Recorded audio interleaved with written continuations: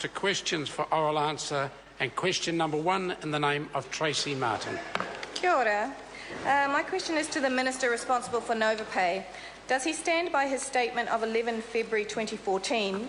Education payroll is the most complex in New Zealand, and more work remains to be done to simplify the business processes to ensure it runs as smoothly as possible each year. Mr. Speaker, on behalf of the Minister... Honourable Bill English. On behalf of the Minister, yes, the ministerial inquiry found that the school payroll system is hugely complex, particularly for end-of-year and start-of-year pays. For instance, at the start of the year, 80% of all staff on the payroll have adjustments to their pay. There are currently around 80 separate allowances for teachers and 99 allowances for principals. That is, 99 different allowances applying to different principals under several different collective agreements, and those can change at any time depending, for instance, on the number of staff who are employed in the school.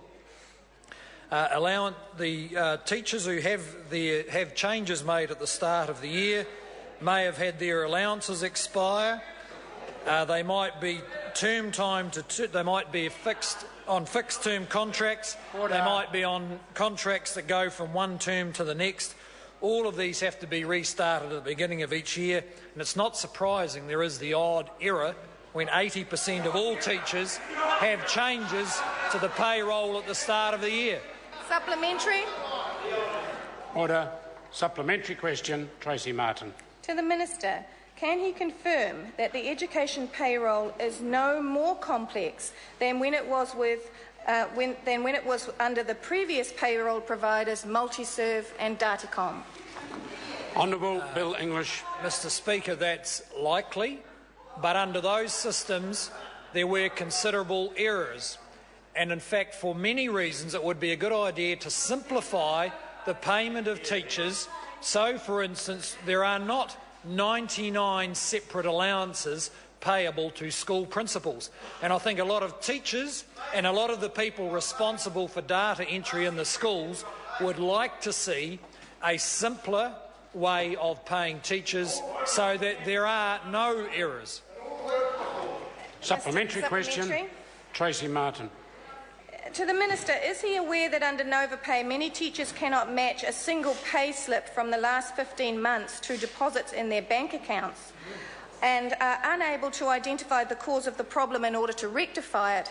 And if so, what confidence can he have in the error reports that he is currently receiving?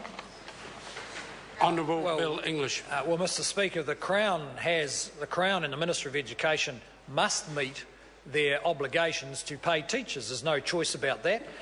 If teachers believe they have not been paid the right amount, then there is now a fairly comprehensive process being set up to ensure they are paid correctly, because that is a legal obligation of the Crown.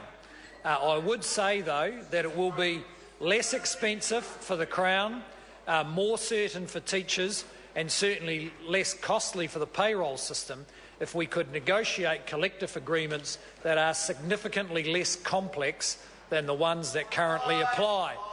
Large amounts of resource were spent under the previous administrative system correcting continuous errors in pay. Supplementary. Supplementary question, Tracey Martin. To the Minister, can he confirm that the 2013 payroll error reports are now overdue to schools, and that as many of the 2012 reports were incorrect themselves, they now require double-checking by schools? Honourable Bill English.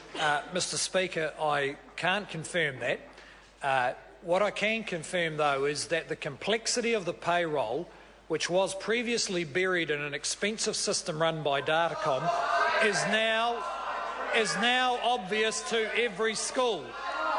And in the long run, all our interests will be better served by negotiating a collective agreement that does not have 99 different changeable allowances for school principals. Supplementary. Supplementary. Supplementary question, Chris Hipkins. Thank you, Mr Speaker. Did he state last year when he became Minister responsible for Novopay, quote, "I want to see within 3 months a situation where, as much as possible, workloads for administrators are back to where they were before this thing started"? If so, is he satisfied that he's delivered on that promise? Mr Speaker. Order. Honourable Bill English. Mr Speaker, yes, the error rates on this massive complex payroll are now well under 1%, and the Minister is satisfied that he has delivered on undertakings. It can only be improved now by making the underlying collective agreements less complicated than they are. Order. Order.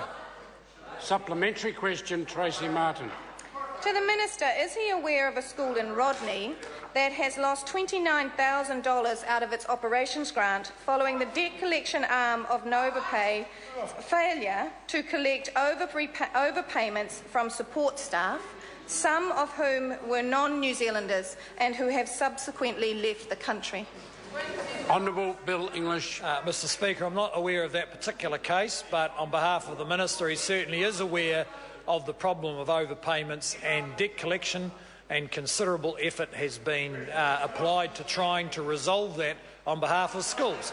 Again, the complexity of the pay arrangements for teachers are more complicated than almost anyone except the police. And in both cases, we would get better results for everybody with much less complicated collective agreements. Supplementary. Supplementary question, Tracey Martin. Kia ora. To the Minister, can we take from his answers that the National Party believes in flexibility inside of education for everybody apart from teachers and their payroll?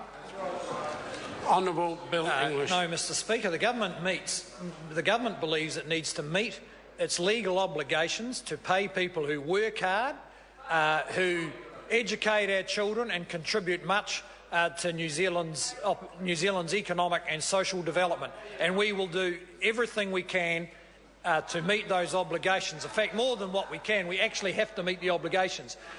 But I'm simply making the point that in the longer run, teachers would be better off, the government would be better off, and the system would be much less expensive if we could simplify the arrangements. There's simply no justification for 99 separate allowances for school principals. That is nuts, and we should try and change it. Order. Question number 2, Honourable David Cunliffe. Not met. Mr Speaker. Mr Speaker, to the Prime Minister, does he stand